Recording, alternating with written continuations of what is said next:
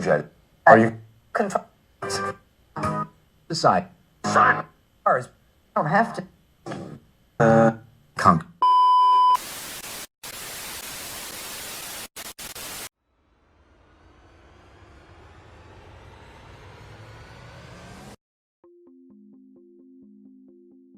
The most mysterious conspiracy theory of the United States of America is about 9/11, but you would be surprised if I told you that there is more than that in the history of the US. Everyone knows what a Pearl Harbor is and know it played a significant role in the outcome of the Second World War. In the 22nd of November in 1941, there was an advertisement in a magazine called New Yorker that is more than strange. On the picture there were people fled to a shelter, and the page said, "Arctic, warning, alert. We hope you'll never have to spend a long winter's night in an air raid shelter, but we were just thinking, it's only common sense to be prepared. If you're not too busy between now and Christmas, why not sit down and plan a list of the things you'll want to have on hand? And though it's no time, really, to be thinking of what's fashionable, we bet that most of your friends will remember to include those intriguing dice and chips which make Chicago's favorite game, the Deadly Double." Also there were dices on the page, numbered 12 and 7, the exact date of the later Pearl Harbor. But could the US organize themselves the attack of Pearl Harbor? Could they have knowledge about the attack right in time to do something? In today's video, we are going to try to debunk some theories about a Pearl Harbor. After the First World War, the public had an anti-war opinion and they had favored neutrality, after Germany's offensive in Poland in 1939. They also been supporting laws about neutrality in between the two world wars to prevent the US from another world war.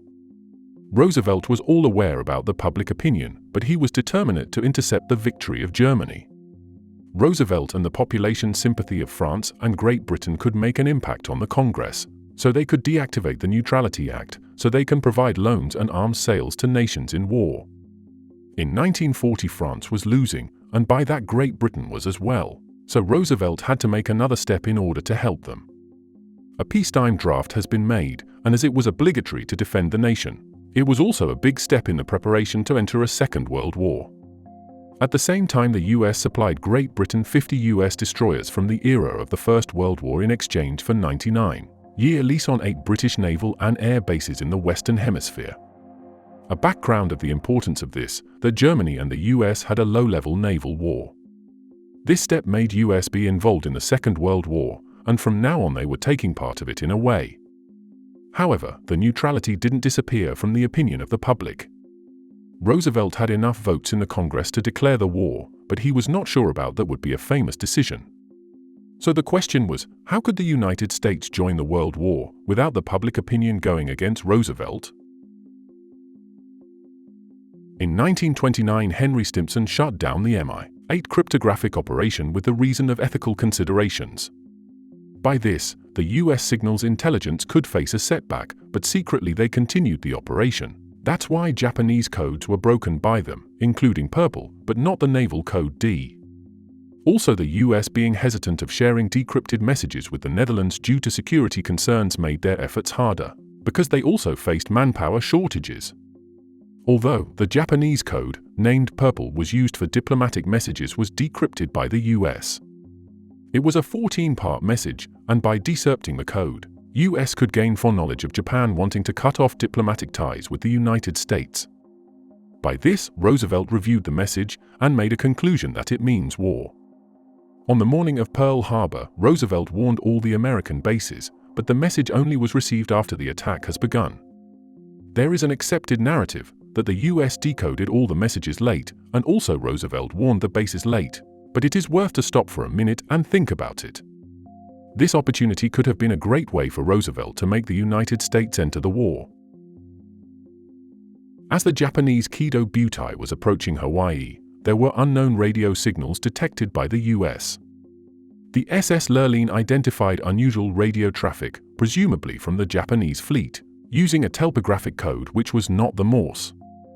The survivors of Japanese ships denied there were any radio operators on the ship, but they somehow had to keep constant reception of intelligence and diplomatic updates, so that is more than questionable. Furthermore, it is suspicious. But also, apart from this, the Japanese ships had receiving antennas that could also trigger ionospheric skip, which could make it detectable. The records and report from the Lurline are missing, which is critical to verify these claims properly. Just before the air attack on Pearl Harbor, there were Japanese submarines sighted and attacked near the harbor, which should have been an early sign on the attack, and it was explained by the slow reaction of the officers. In the same time the US were responding to these submarines, they could have commanded increased attention and preparedness. In late November of 1941, the US Navy and Army issued explicit warnings of an upcoming war with Japan. To be more exact, they stated that an aggression move was expected within days. It was not stated that it was going to happen in Pearl Harbor, but the warning itself seems suspicious about the foreknowledge of the United States. Hawaiian commanders, Admiral Kimmel and General Short, were forwarded limited raw intelligence and estimates, but these messages were imprecise. These imprecise messages was a consequence of an inter-service rivalry between Kimmel and Short, which is not explained and thought-provoking. It introduces the opportunity that intentional fogginess within the warnings might have been arranged to keep the genuine volume of foreknowledge obscured.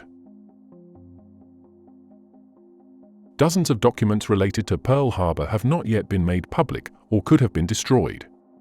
Churchill had secret wartime documents that were about the 252 Group, which worked on the Japanese situation between 1941 and 1942. These documents are still closed and no one knows what those contain. The nature of the data inside these files remains a thriller, sparking hypotheses about the intensity of perception they could provide into the geopolitical intricacies of the time. In contrast, the United States released magic intelligence files with all the intelligent files about Japan. Through the Freedom of Information Act, it was requested to release documents, such as Sheet Number 9 for 6 for 4, which is a report about the Japanese Navy movement, but it is still not have been released. This secrecy that surrounds the occasions extends beyond the cryptic warnings and indicators, driving us into the world of undisclosed obliterated files. These documents could be the answer to the still unanswered questions. Why does this report continue to be withheld? What revelations may want to it maintain that warrant its perceived concealment?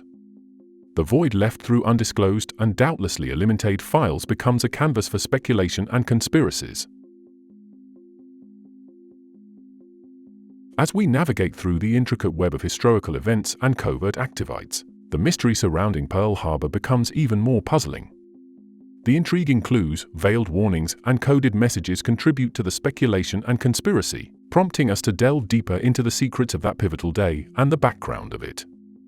The existence of undisclosed and potentially destroyed documents adds complexity to the narrative, leaving us to question the true extent of the foreknowledge held by the United States. Was there a deliberate effort to cloud the information, keeping figures like Admiral Kimmel and General Short in the dark about the full scope of intelligence available? Ongoing secrecy about, such as Sheet Number 9 for 6 for 4, sustains our curiosity and suspicion. What revelations lie within these concealed files, and why are they still kept from public view?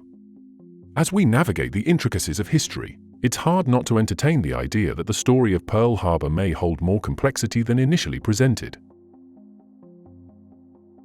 If you liked this video, please leave a like and subscribe. Also, if you have any idea or clue about any of the unanswered questions, don't hesitate answering it in the comment section. If you are curious about more World War content, you can watch the first part of our video about the Nazi conspiracy iceberg, and if you have already watched it, be patient, the next part is going to be unveiled next week.